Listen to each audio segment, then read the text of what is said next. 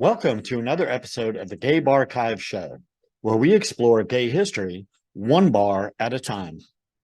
I'm your host, Art Smith, and our special guest today is Frank Garcia, who publishes Happening Magazine. We're going to talk about some bars from Orlando and about his new magazine project. So welcome to the show, Frank. Hi. How are Thank you for you? having me. Appreciate it. I'm always interested to hear other people's stories about the gay bars from their past and hmm the gay bars that kind of shaped their personality and in some cases even led them into business decisions. So thank you. Oh no, it's absolutely my pleasure, and trust me, I've got some stories. I am sure you do. So we're going to start off. You're based in Central Florida, and we're going to Actually, start I'm off. not. Excuse me? Actually, I'm not. I live in Wilton Manors. Oh, another Wilton Manors person. How cool. So I know a lot of your history in the bar scene and the gay publishing scene started out in Orlando. And one of the bars that I want to talk about with you is perhaps one of the most legendary facilities that ever graced Florida's gay community, and that was Parliament House. Absolutely. Parliament House, for those who don't know, started out as a small chain of hotels in the 1960s, the early 60s. That was kind of like I guess a Holiday Inn concept or something. It was an inexpensive family-oriented hotel chain, and I think they ultimately had 7 or 8 locations around the country. But in the early 1970s, that area became well known for prostitutes and drug activity and unsavory things, and became a privately owned club, a privately owned facility. Um, and that's when it became known as Parliament House, the gay resort. So why don't you tell us what you know about the background of Parliament House? When did you first become familiar with it? Well, I think growing up in Miami, you always heard legends about the Parliament House, at least while I was growing up in the 80s in Miami. And it was kind of like Mecca for gay people, at least in Florida. It was like, eventually you will get to the Parliament House, and when you do, angels will sing. And that was actually my experience. um, I was um, I was not disappointed by the Parliament House the first time that I went there. Um, it's exactly everything that it is legendary and infamous for, or was. And when I first got there, it was a gay wonderland, Disney wonderful world, filled with so many talented people. And you know what? There was always this air of, you're welcomed. Welcome home. You finally made it. You found us. We're so glad you're here. And I was very impressionable when I first went. I actually went for the first time because a boy I was dating in college asked me to go to gay days. And so I was like, oh, that's fun. And so we went to that, and then in the process of going to gay days, we ended up going into downtown Orlando off of Orange Blossom and ended up going to the Parliament House. Um, Parliament House had so many different places to go into once you got in there. Like once you went into the courtyard, you could stay outside in the courtyard around the pool, and there was everybody kind of talking around and cocktailing back then. And by the way, it's an all day long affair. It doesn't matter what time you used to go to the Parliament House. You could show up at 9 o'clock in the morning, and there'd be regulars there, and there'd be people enjoying this pool and enjoying all different parts of it. Oh, by the way, the breakfast at the Parliament House was legendary. It was wonderful at the Rainbow Cafe.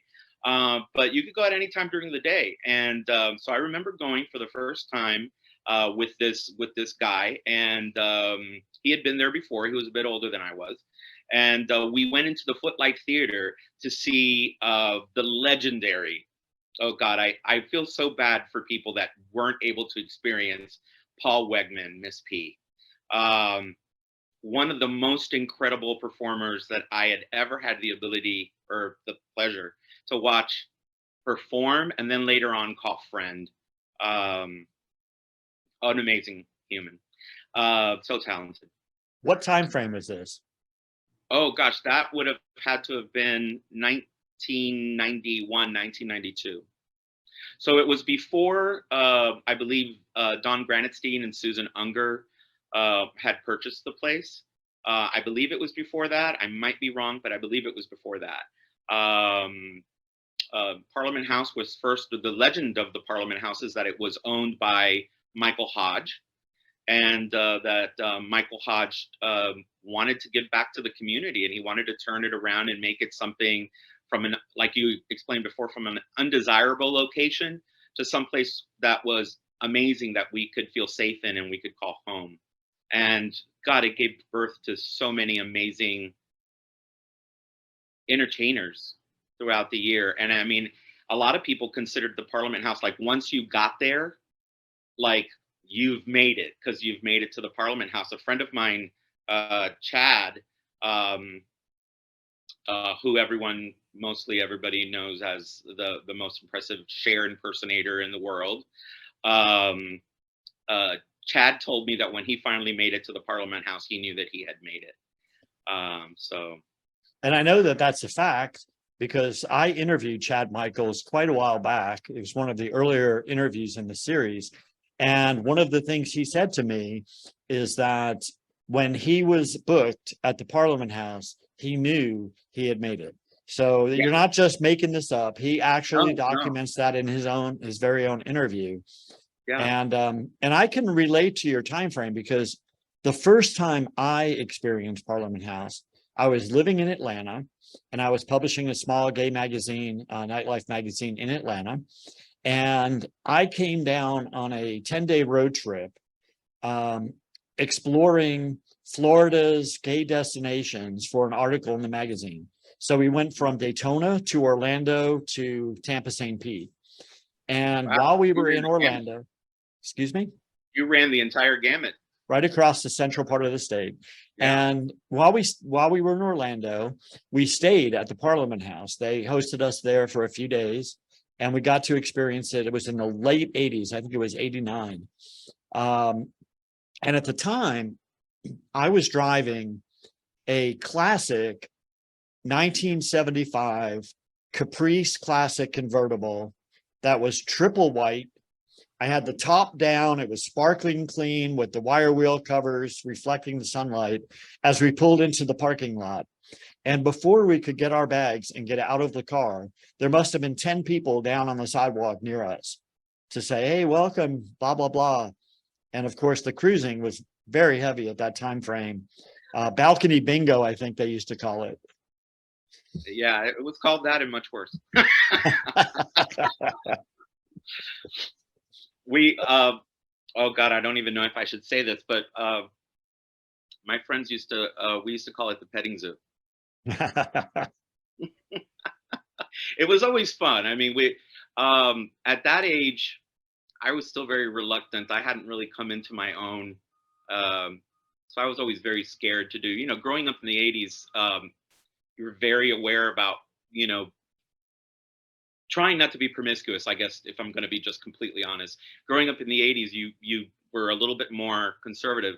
And I remember that it used to be a dare to go up to the second floor and go upstairs and, look inside the rooms and stuff like that. And I kind of wonder if the Parliament House intentionally put us in a room. We were on the second floor on a room that directly overlooked it directly overlooked the pool. So if we walked out our front door, we were looking right at the pool.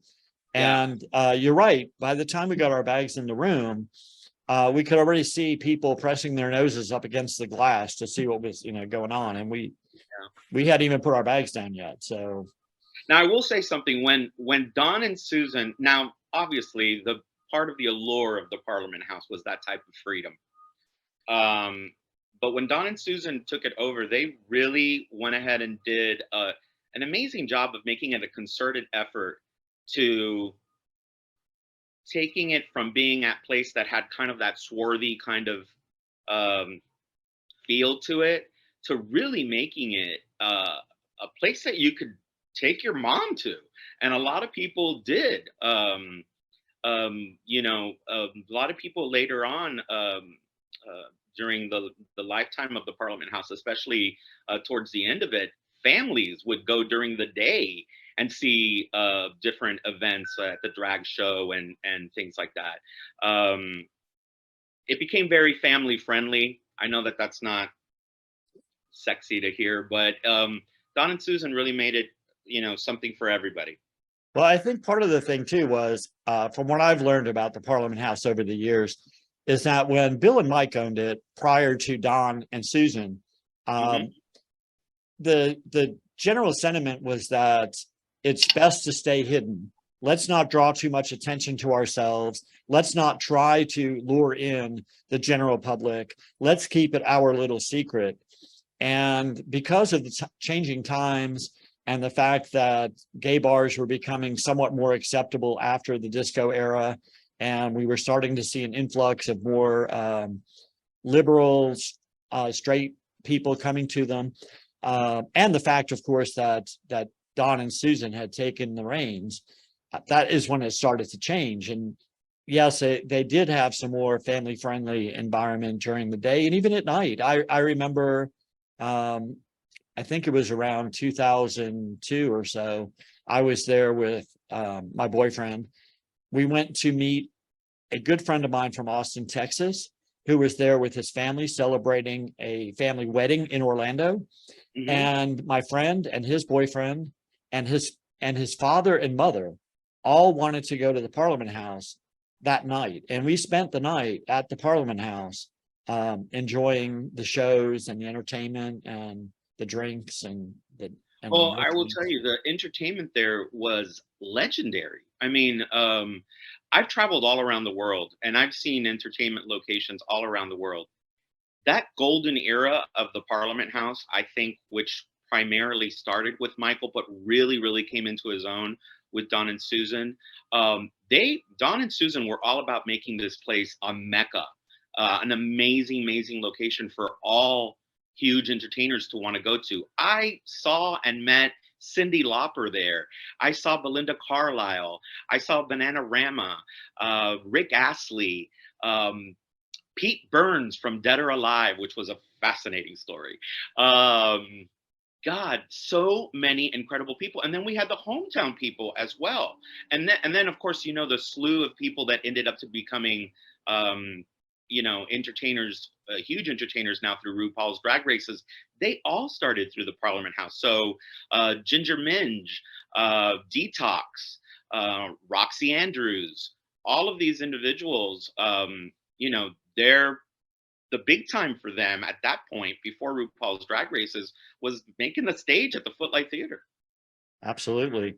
And I remember even in later years, going back not too far, even, shortly before they closed, anytime it was any kind of a holiday weekend, gay pride, anything like that, that entire facility was packed to the gills. I mean, inside, outside, all the rooms taken, people at like standing room only for a concert, poolside, no matter what was going on, it was still, many years later, 30, 40 years after they opened, they were still drawing a crowd and still the talk of the town. Well, I will tell you, Parliament House was brilliant about, let's say that Pride was on a certain day, on a Saturday, which Orlando's come out with Pride was October 11th. So whatever day of the week that fell during the weekend or whatever, Parliament House was the pre-party. So by the night before Pride, you would have the pre-party at Parliament House. Then you would have Pride, and then they would have an incredible act that night. And then they would go ahead and, after you were there until 2 something in the morning, uh, the next day was the recovery party at the Parliament House. So inevitably, the Parliament House kind of became like everybody's living room. Yeah. It's like this is where we come to meet and see our friends and family. Yeah. So It yeah, was during a really, it was yeah, really phenomenal. And again, I'm sure there's some people out there who don't know exactly what we're talking about here. right. Parliament House I mentioned that it was kind of like a Holiday Inn concept to begin with before it became gay. But what's hard to imagine for a lot of people, we in Florida take this for granted because we've seen it in Fort Lauderdale, we've seen it in St. Pete, we've seen it in Orlando, we've seen it in a number of different cities. Daytona, I think, had one at one time. It was a resort. There were 120 rooms where people could stay. So it was a genuine hotel facility. There were 5 or 6 bars, distinct identities. There was the show bar that had the footlight players. There was a huge dance bar. There was a poolside bar. There was a leather bar. There was all kinds of activity going on there, and a huge courtyard area. During the day, you could lay out by the pool. You could go back behind the property, and it was situated on a lake. So you had the lake out there. You had Right. sand. I believe they had sand volleyball Every courts Saturday there. and Sunday. They had During the all kinds of activities. So it wasn't just a gay bar that you walked into a dark room and had a drink. This was a whole complex, and it was something that we've seen in multiple locations in Florida, but Parliament House was always the Mac Daddy, and it's the one that lasted the longest. And in fact, they'd also even had an amazing antique store located in one of the rooms at the bottom. There was this fantastic antique store there. There was also, at many different times, there were also different rooms that were converted into store locations. Yeah, like a Trader Tom's or something that sold skimpy bathing suits and suggestive Exactly. t-shirts. All Yeah, kinds yeah. of great stuff there. There were a lot of local artists that would, local designers that would go ahead and provide them with, custom bathing suits and things like that there. Um, the other thing I was going to say is you mentioned the leather bar. The leather bar, are you talking about the Full Moon Saloon, which was, Originally. yeah, the Full Moon Saloon was actually not part of the complex. It just happened to share um, a parking area Yeah, with they were next door on Orange Blossom, weren't they? they were actually. A fun fact about the Blue Moon Saloon is that the Blue Moon Saloon is still there today, and it can't be torn down because it was the home of the first mayor of Orlando. I'm sure his family's pleased to hear that. They should be. They So, should be. They said it was a great time. so you had this huge introduction to Orlando gay nightlife at Parliament House, and we're Right. just basically floored by what it was, as you said, a gay mecca. But you've also visited a number of other gay bars in Orlando. Another one that suddenly became the most famous gay bar on the planet in June of 2016 was a small nightclub. I think Barbara said it was only about 4,000 square feet, a small nightclub off the beaten path in Orlando that was called Pulse. Yes. What do you remember about the early days of Pulse when you first started going there? Well, here's what I can say about Pulse and Barbara and Ron Legler, who started it amazingly so. Um, I actually owe them and Don Granitstein and Dan Fraser, who's no longer with us, a lot.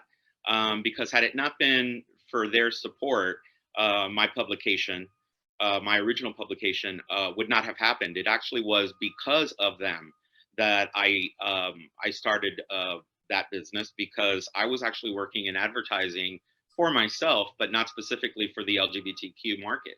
And so if it wasn't for them, I would not have started my business. It was at their urging that I did.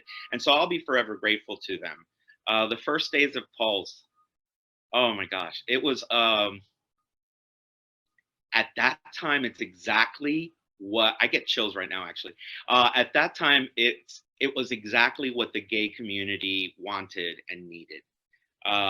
Pulse was that beautiful, amazing space that you could just go in and feel beautiful. Everyone, I'm talking to you from Wilton Manors, where the outfit that everybody goes out with and is considered dressed up is, a pair of shorts and you're not wearing a tank top, you're wearing a t-shirt. So that's dressed up in Wilton manners. But dressed up in Orlando back in the day, especially in the days of Pulse, people would just come decked out in their best clothing and their best finery because the location demanded it. It was so beautiful. I remember for the first time walking in to the White Room, which was the original. It was originally designed as this beautiful kind of contemporary upscale white space, and everyone just looked resplendent and beautiful in that lighting. It was like literally walking into heaven. That's what it felt like. And everyone was beautiful, and everyone was happy, and everyone was just enjoying the most gorgeous location with the most upscale feeling that you could have had. And then right next door to it, I remember that the white lounge was when you first walked in. Then right next door to it was the room that everyone referred to as the Jewel Box. And the Jewel Box was the dancing area where there was a DJ booth right above it. And again, it wasn't a huge area, but it was luxuriously decorated. It literally looked like you were inside I Dream of Jeannie's bottle. Everything was these oversized, beautiful, jewel toned things. And then when you went into the Adonis room, that is where you had your dancers, and that had a completely different feel to it too. And it wasn't like they had great shows in there. The boys were definitely dancing on the bars, and they could do, I mean, these great acrobatics because the pipes were exposed at the top. I don't know how safe that was, but the pipes were exposed at the top, and the boys could go ahead and with their rafters do all kinds of different things, acrobatics. Thank God they were young and they could do all of that. I can't even imagine, the kind of upper body strength that it took in order to do that. But you would go back in there and it was like a Cirque du Soleil show. And so wherever you went from one room to another, it was fascinating and beautiful. And you almost felt like from one room to another, you were walking into a new experience. And it was great. And everyone was welcomed. Everyone was welcomed. Male, female, straight, gay, trans, before we even had the actual labels for it, and we didn't even know what to call ourselves, you knew you were welcomed at Pulse. Absolutely. And that's something that Barbara had mentioned when I interviewed her, is that it was a welcoming space for everyone. I know a lot of people associate Pulse with the Latino community, partially because of the fact that the actual massacre there in June of 2016 happened to fall on a Latino themed night. Right. But I think also part of it is because in general, a lot of people that I've spoken to in the Latino community kind of felt a little bit uncomfortable in some of the quote white bars, the other gay bars that were predominantly white men, and they didn't kind of feel like they fit in, but at Pulse, they definitely did. Did you have that experience at all, or did you? Well, I'm a Latino male, and I don't know. I disagree with you. We were very prevalent everywhere. It just so happens, though, that on a Saturday night, most clubs had their own niche going Right. on. And one of the things that I can say about the Orlando gay bar community, they really helped each other out. It wasn't about I need to be the one that's the top dog every night. They really worked hand in hand with each other. So there wasn't that kind of ugly competition that sometimes you see in other cities. But it just so happened that they there was a desire and enough people that on a Saturday night it would merit having a full night of Latin music played. And I'm sorry, there's nothing sexier than watching two men dance salsa. But that's what it was. But I want to also let you know something very clearly. Even though it was the quote unquote Latin night, it was enjoyed by everyone. It Oh, wasn't absolutely. exclusively, it wasn't exclusively a Latins only evening. Everyone was there. Everyone that loved good music to dance to, and have a good time in. Um, Everyone was welcomed. Again, I can't stress that enough. But I know that everyone identifies it now with an attack on um, the Latino gay community of Central Florida. But the truth is that I want to rectify that. It really wasn't an attack on the. It just happened to be that Saturday night, which was always busy and always packed, was the night that this individual decided. I it's hard for me to think that they came specifically to injure Latin people because that's not what it was. Right. He came to injure gay people, Right. and Especially since he himself was a member of an ethnic minority. So, you oh, know, it's absolutely, absolutely. And also, I don't know if your viewers know this or not. He went there often. He went there often. Apparently, I mean, I don't want to give too much attention to this individual, but he was there often. I've You heard know, that. yeah, on the video cams and stuff like that, he was shown to be there many times and knew the servers, and they all knew him too. But as far as Pulse was concerned, um, I was no longer living in Central Florida. I was actually living already in South Florida when the incident happened, and I was there the week before visiting friends. Um, and I'll never forget because my friend Edward Sotomayor, Top Hat Eddie, which everyone refers to him as Top Hat Eddie, um, and I were supposed to meet on the Saturday that I was there, which was the weekend before. And he said, in only the way that Adina could have, he says, "No, girl, I got to be there next week, so I'm not going to be there 2 weeks in a row."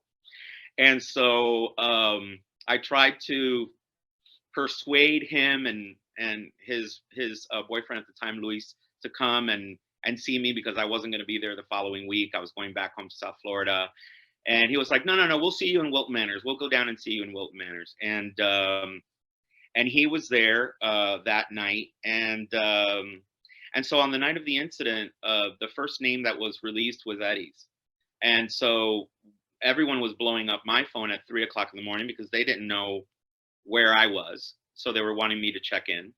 And when I finally found out what was going on, as soon as I turned on the TV, his name was the first name that was released, and so um, I finally now can talk about him without only thinking about the way that he passed. It was very hard, um, but um, but now I celebrate his life, and I also celebrate the fact that he was a hero.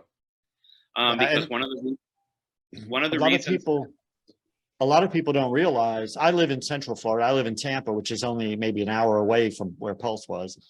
Yeah. And I heard about it here um, first thing Sunday morning when I got up. And the news spread so quickly, and the outpouring of love and support, not only throughout Florida, but across the country and around the world, was an amazing event. It was a milestone in gay history because I don't think ever before had there been a gay event on any scale anywhere in the world that had that kind of instant recognition and the outpouring of support from individuals, politicians, corporations, everybody that could possibly do something was there within hours. And it was really an amazing event that will forever etch Pulse in the memory of gay bars in Florida and across the world.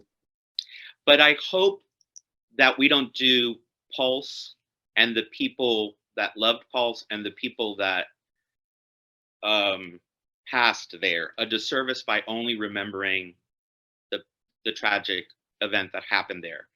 Pulse was a happy place. Pulse was a place that was love incarnate. Um, and I think that we do a disservice to thinking of Pulse as this place where this horrible thing happened. Yes, it occurred there, but it it was so much more than that. And so I want us all to remember the wonderful, amazing experiences that we had there, and try to celebrate those. It's important to remember what occurred. Um, it's actually one of the reasons why I went ahead and started this new incarnation of my publication again. Um, when the similar tragic situation happened in Colorado, um, I would have had a place to talk about it or discuss it. Used in my old publication, I had the ability to, I had a platform. And when that finally occurred in Colorado, I felt like it's it's time for me to do what I can do with this little tiny platform that I have, and try to speak to people, to do my little bit, uh, to make people aware that it's not enough to say thoughts and prayers and this can't happen anymore and that can't happen anymore. No, um, it's okay for us to be sad for one day, but it's time for us to be mad now and say enough is enough, and this is no longer acceptable, and we won't be hunted in our own communities. That's I not agree. acceptable. And that's one of the reasons I wanted to do the segment with Barbara and talk about the entire history of Pulse from opening all the way through, because I wanted people to know that there was something there. It wasn't a flash in the pan. It was there for what, 12 years, I think, Oh before. gosh, yeah. Or, Actually, one of the reasons, Pulse also, by the way, with my first publication, Pulse was the only location uh, or business in Central Florida that for the entire span of my publication never missed an issue. And always paid on time, by the way, I might add. Actually, Barbara was great at that, and so was Ron. Always, I mean, they got the concept of my publication really quickly, which was I didn't want to have a publication that was going to be kind of a throwaway bar rag sort of situation. I wanted to give something that was quality that people would want to keep. And so that's why I took it from the weekly format, which everybody was used to at that point, to a monthly format. And Barbara and Ron, and also Don and Dan Frazier from Southern Nights / Revolution, um, they got it immediately, which was like, wow, if we plan in advance and we kind of know what we're going to be doing, we're going to give, um, we're going to be able to save on advertising dollars, number one, and number two, help produce this publication that's going to have a lifespan that's more than just a week, and then it becomes, cat litter, lining for cat litter. yeah, and it's a great publication. I've seen some beautiful pictures and images in there. And our community has grown so much, because I remember, especially when you're doing research on bars that were around for a long time. If you look at the early ads, for instance, for Parliament House, and there are few and far between in the early years, but when you find an old ad for Parliament House, you're looking at something that is a poor print quality on newsprint paper that, is just not pretty. There was no digital enhancement. There was no color photography. You couldn't do any of that because it would be way too expensive. In fact, in those days, in the 70s and 80s, if you did a print ad with spot color, with just a little bit of color in it, that was considered a luxury. You were like, "Ooh, you're stepping up to the plate here, dude." Yeah, exactly. Ooh, you used red. Right. I know, it's crazy. So it's changed. Yeah, I'm old enough to know that I was right there at the cusp in between actually doing hand done layout for graphics, and then computer, which is all I do now. And my publication, I've got to tell you, I'd be remiss if I did not mention my publication was not my publication. My publication was the publication of Orlando, really, when it first started. If it wasn't for all of the amazing, talented people, photographer Christopher Reynolds, photographer Julie Milford, photographer Locke Robertson, um, who is also a performer named April Fresh, who's very popular right now. Also, my friends, Gidget Galore, who used to be in the publication. All of these wonderful people. Oh, Danielle Hunter. Danielle Hunter, who is an icon, if anybody knows anybody in the industry, an icon. The magazine belonged to all of us because it was a literal love letter to the city, and it started getting enjoyed by people in other places that would come to Orlando and visit it.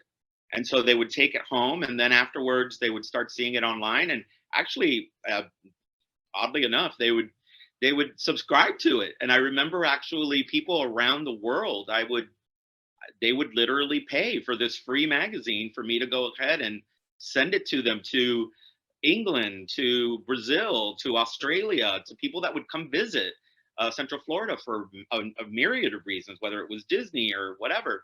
And it really was, if it wasn't for all of the wonderful, talented people in the publication giving of their talents, I can't take credit for all of it. All I did was put it all together and occasionally have a good idea. Now, another bar that you mentioned Yeah. from Orlando that had an impact on your publication and that also was near and dear to your heart is one that I'm familiar with, both from their Orlando location and from their Tampa location, both of which still exist, Southern Nights. So why don't you Yes. talk about Southern Nights a little bit? Southern Nights. Wow.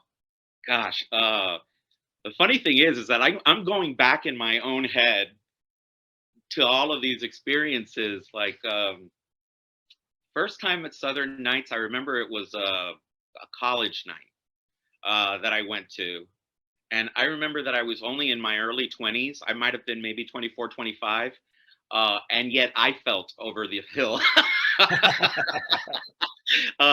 There were so many it was a club that really geared itself to the college crowd, and at least at that point.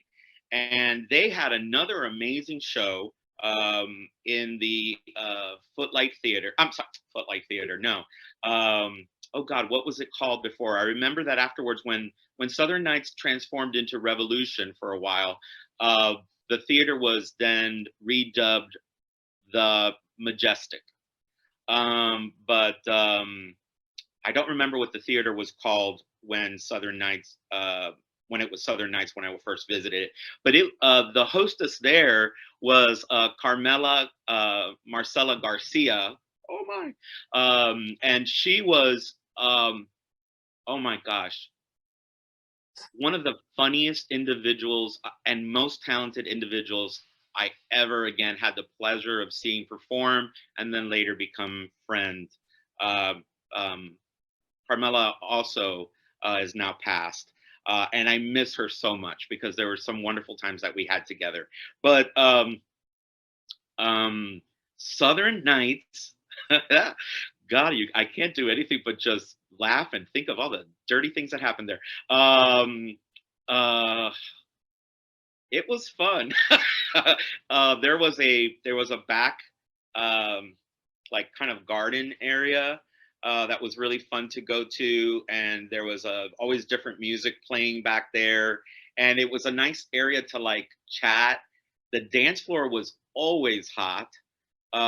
It was again a very small dance floor. It wasn't as big as the Parliament House, but gosh, if it wasn't hopping, I mean, it just, here's the thing. Whereas the Parliament House kind of geared towards everybody, but maybe skewed a little bit older, and Pulse was that sophisticated, 30-something group, yet everyone was welcomed.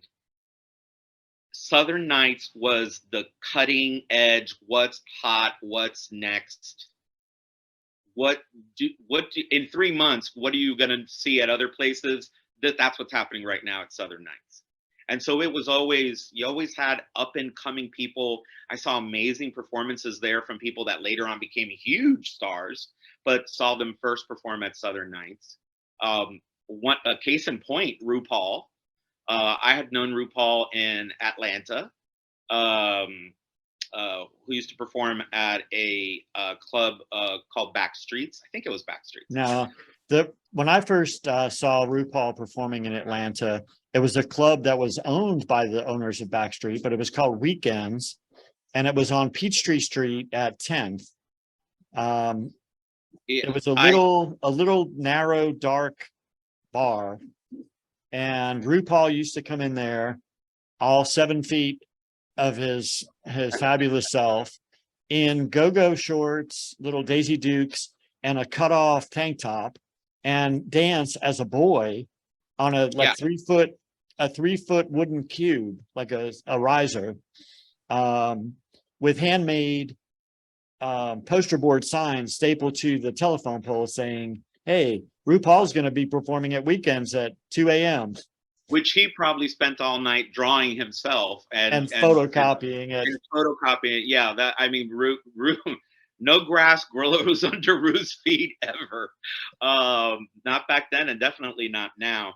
I first met. Actually, I don't know that a lot of people remember this, but RuPaul was actually on the first cover, my first cover of my original publication. Ru was the first interview and cover story that I did there, and I will be forever grateful to him. Later on, I did like a lot of other things with Drag Race later on, but that's another story. But yeah, I saw. I hadn't seen Ru like in a long time since I had moved down to Central Florida, and then one day, lo and behold, she just popped out of that tiny little dressing room. And I remember it was hard to get from the dressing room all the way to the stage on the dance floor. And I remember watching the crowd part like Moses parting the Red Sea, as Ru was triumphantly stomping her way to that platform on the stage, which I promise you was probably nothing more than plywood. And it was literally plywood painted black. I promise you that's what it was. And then that's when I saw him do Supermodel. And he still remembered me simply because of my ex, who was also a very, very tall man. And so, yeah, Ru could always spot us because he always knew where my ex was. Yeah. Ru was a fan of my ex. There, I think that's the best way to say it. Another one of the early interviews that I did, and we talked about RuPaul extensively in there, was with Larry T, who is from the same time frame as we're talking about in Atlanta. I also lived in Atlanta at that time. I lived in Atlanta from 83 to 98, I believe it was. So I was there during the Ru years and during the years that he and Lahoma and Larry T piled into a minivan and scooted their butts up to New York City and set that world on fire. So, absolutely. And stole the Celebrity Club name. Huh? And stole the Celebrity Club name. Because they performed at the Celebrity Club in Atlanta, and then suddenly the little hole in the wall where they were performing in New York became known as the Celebrity Club. I don't know that stole is the right word. I think drag queens are inspired by things. They don't steal things. They're inspired by them. So I know you have tons of stories to tell about tons of bars all across the Southeast and across the country. But unfortunately, we don't have an unlimited amount of time. And I do want to at least be able to delve in a little bit to your journalism background, because to me, that's a big part of recording our history. You mentioned the first magazine that you published with RuPaul on the cover. And apparently, was that published in Atlanta? Was that an Atlanta magazine at the time? It actually was in Atlanta for a while. A friend of mine who actually graces the cover this week in the new publication, Jesse Lorette and William Treadwell are a married couple that Jesse used to represent. Jesse and William both used to represent us in Atlanta once we got the magazine going in Orlando, and it spread out through the entire state. And then we ended up the last, I want to say the last 5 years. We were also in Savannah. We were in Atlanta. We were in Las Vegas. It was funny. Every single time, like a different city, someone from a different city would come to Florida and they would see the publication. They would pick it up and they would go, "Oh, there's nothing like this where we're from. We'd like you to come here." And I was like, "Well, fine, no problem. I'm happy to send you boxes." And so that it just kept on growing. And What was the name of that magazine? the name of that magazine was, it started off as What's Happening Orlando, and it was that for 1 year exactly. Then we had to drop the Orlando because the next year we were in Tampa. And when we were in Tampa, then we were in Jacksonville. And then we came down to South Florida. And then I mean, in 1 year, we just exploded in a way that I had no clue that it was going to happen that way. I was happy just reporting on what was going on in Orlando. But in 1 year, it just blew up. And I think it was because it was different than everything else was. At least that's what everybody tells me, that they loved it because it was so different. Right. But And I'm sorry, did I answer your question? I'm not no, sure. no, you did. That's good. It's kind of interesting in the publishing world, as I mentioned, prior to this time frame, when you're talking about the 60s, the 70s, even into most of the 80s, so many of the gay publications were just, as you referred to them, kind of bar rags. They were throwaway. People didn't want to keep them because they didn't want their coworkers, neighbors, roommates, cousins to find out that they were gay. Everything was kind of hush hush and in the closet. And so the publications kind of reflected that. And very often they ended up in the trash. And so many archives around the world that are trying to track them down are moaning and groaning because there aren't copies of them everywhere.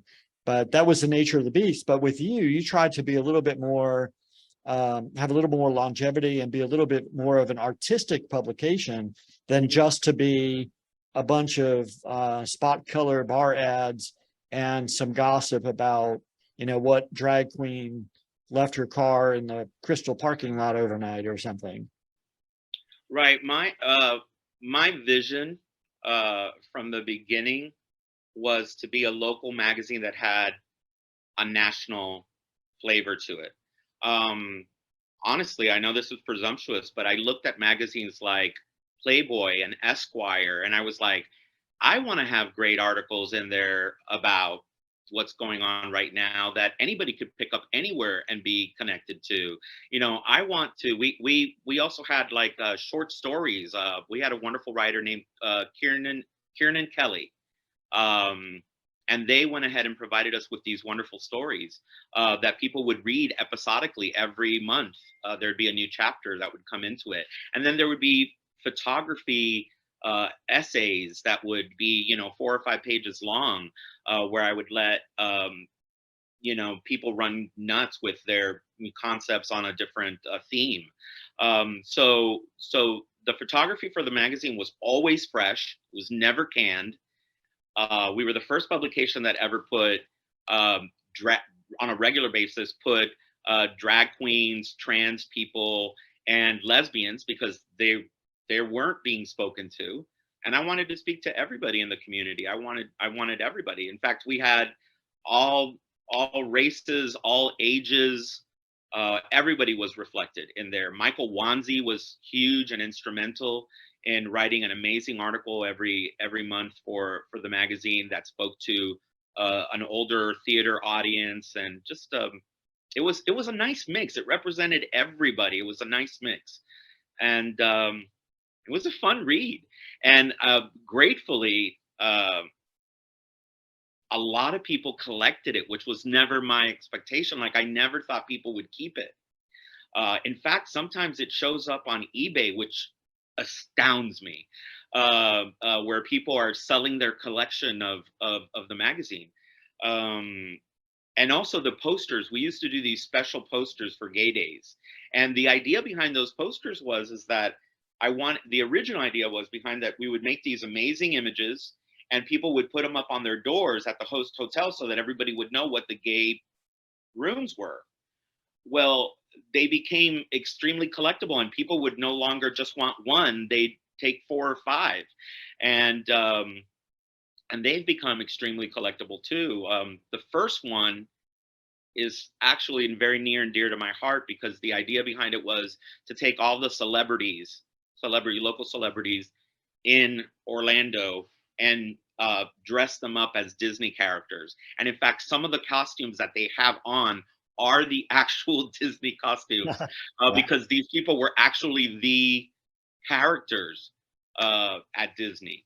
And that poster took that poster took 40 plus hours to shoot every person in that poster. And it included people that are now legends. I mean, Sam Singhouse, Doug Bowser, um, um, uh, Dame Edna, who now is in New York doing some amazing shows on Broadway. His name is Michael Walters. He's the official Dame Edna. I mean, just Baby Blue, when Baby Blue first started. I remember she's Alice in Wonderland on that one. I mean, just Darcel Stevens, just so many wonderful people. And I one time I had everybody, when everyone was still with us, I actually had everyone sign right next to their image on that poster, and it's here somewhere. and when I find it, I'm going to frame it and then auction it off for a charity. Very cool. So how long were you doing this magazine, this print magazine? It went from it went from 2000 and I want to say 2006 to 2016.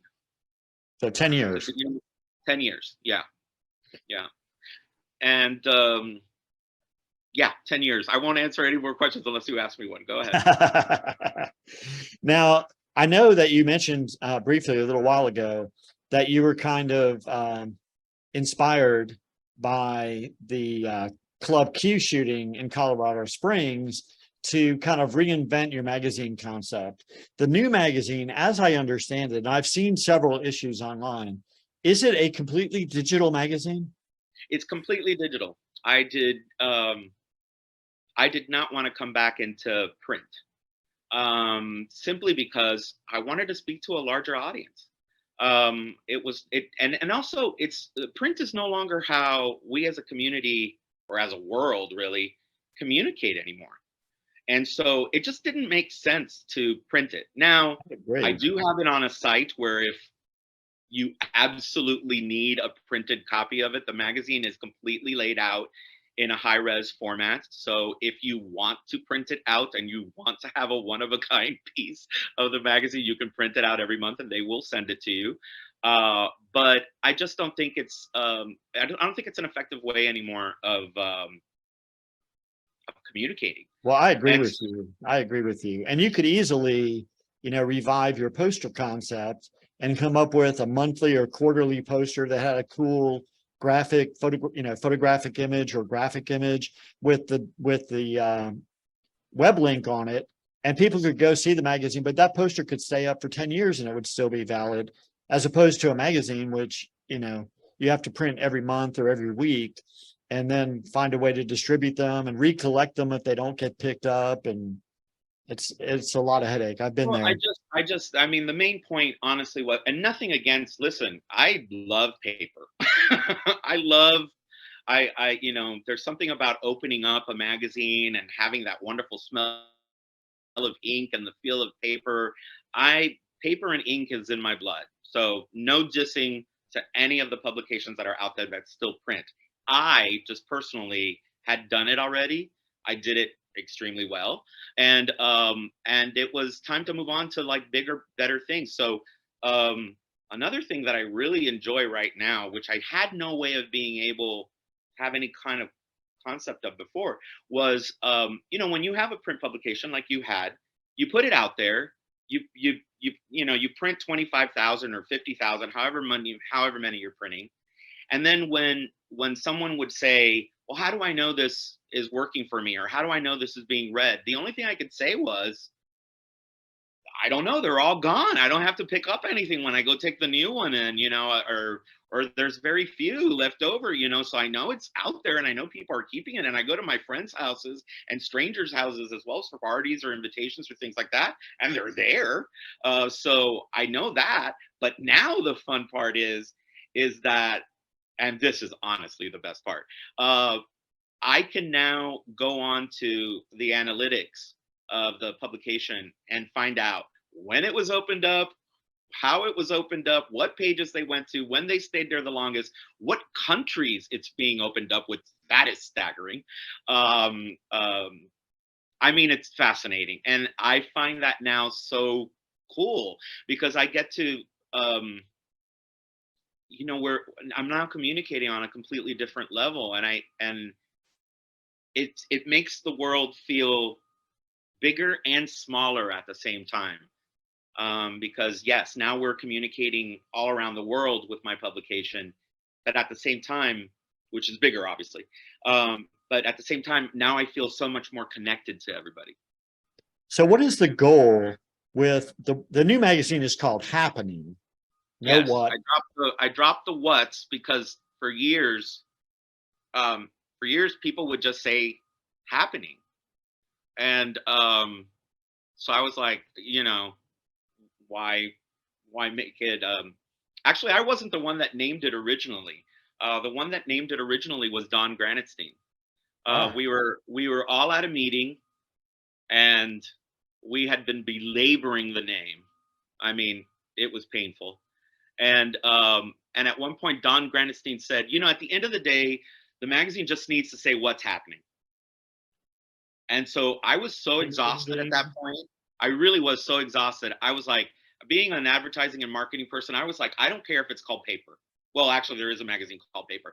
But I mean, I don't care what it's called at this point. You want to call it What's Happening? It's What's Happening. And so that's what it became. And I'm telling you the exact, like, history of how it became What's Happening. It was Don Granitstein just saying, the magazine just needs to say What's Happening. And I was like, fine, that's what we're going to call it. What's Happening. That's it. So the new digital magazine Happening, yes. What is the editorial focus of that? Is it similar to What's Happening was, or have you kind of tweaked it and changed it to fit the 21st century? I've tweaked it. Well, I believe I want to tweak it and change it in the areas that I wanted to expand on. Obviously, I'm speaking to a global audience now. So I still wanted to have that feeling of a magazine that you can pick up and know what's going on in the different areas. Right now, the majority of the areas that are advertising are the big cities. So I've got New York, Chicago, Las Vegas, a lot of the big, LA, and the different places here in Florida. But also the articles are speaking on a universal level, so anybody can pick it up anywhere, and it talks about everything. I mean, we're talking about everything really. And as far as my publisher's note, here's the other area where I will tell you that it's evolved a lot. I always wrote the publisher's note, but the publisher's note for me was always a dreadful thing that I had to write, because I was like, oh God, what do I talk about now this month? And I would always kind of focus on the theme, and that was that. Well, now I've had so many experiences that I can kind of feed back to, that now I'm talking about the theme, but I'm also putting a lot of my personal experiences in there, and it's connecting with a lot of people. I find that people are saying, wow, I've never heard someone, we've all felt that, but I've never heard someone say it like that. And I'm glad that you said it, because now we can talk about it. And so, yeah, I'm bleeding all over the publisher's page these days. But it's worth it. It's worth it. I'm talking about things that really, I think, that, with the magazine, I've always tried to do things that interest me. And if it interests me, then I think it'll interest the community at large. But it's got to entertain me. If it doesn't entertain me, and I get questions like this month, we did this feature on male fashion dolls, which, as you can tell, I work in that industry as well. And they said, why do you have articles about fashion dolls? And I said, well, I don't know if you know this, but men are the ones that mostly collect fashion dolls now. There's some women, but a lot of it is men. And it's my magazine, and I can write whatever I want to. But no, I mean, it's another passion of mine, and so I know that a lot of other people like it and see it as an art form, and so I include that as well. But I talk about all different kinds of things. We've got Robin's Wright in this one now, who's a kind of like the male Carrie Bradshaw for us, I guess. Just a lot of fun things, a lot of fun interviews. We did an interview with Glenn Hansen, Varla Jean Merman, who graced the premiere issue. Jeffrey Roberson is a great friend, and I adore him, and he does so much for the community. And he did me the grand favor of gracing my cover. I can't stress enough how grateful I am to all the people that always seem to show up for me. And we can't express enough how much we appreciate what you're doing, what you've done in the past with the gay publications, and what you're doing now with the new digital publication. And I especially appreciate you taking this time to talk about a few of the bars in Orlando from your gay past. We will definitely have to have you back on again to kind of finish some more. I know we could probably do about 8 or 10 episodes with you and never cover all the bars you want to talk about, but we got to give somebody a chance. Next time I'll try to drop a little more tea. Yeah, I'll try to drop all that. You're gonna have to, oh God, what's this wonderful show? Hey Girl. I think it's called Hey Girl, or yeah. No, Hey Queen. Hey Queen, with Johnny McGovern. He does this thing at the end of the show where he puts up pictures and says, look at her. And actually, a friend of mine, Joey Kilmeyer, wonderful makeup artist, made me a T-shirt at one point, because I used to say "look at her" all the time, and so he made me a great T-shirt. And maybe that's what we can do. You can show me pictures of different people, and I'll tell you my experience with them, or I won't, and then you'll just see a look on my face, and then that'll say it all. Because we did actually interview Johnny McGovern in an early segment as well. There is an interview segment with him. So you are now, for the record, you are now interview number 114. So wow. So there's well over 100 hours of video interviews with people talking about their gay history. Some of them celebrities, some of them performers, some of them bar owners. We have a couple coming up in the near future. Tomorrow, I will be interviewing Don Granitstein about the Parliament House and his ownership there. The next day, I will be interviewing Daniel Nardicchio about his new bar in Hell's Kitchen, which is called Red Eye, New York. Mm-hmm. And we've already interviewed him in the past, about 8 months ago, about his underwear party on Fire Island and some of the other fun stuff he does. So we try to kind of cover all the bases and talk to as many people as we can, but we appreciate you taking the time to do this. And I look forward to actually getting this out to the public. Before we let you go, one thing, where do people go to find Happening Magazine online? Okay, you go to www.hapdigmag.com, HapDigMag.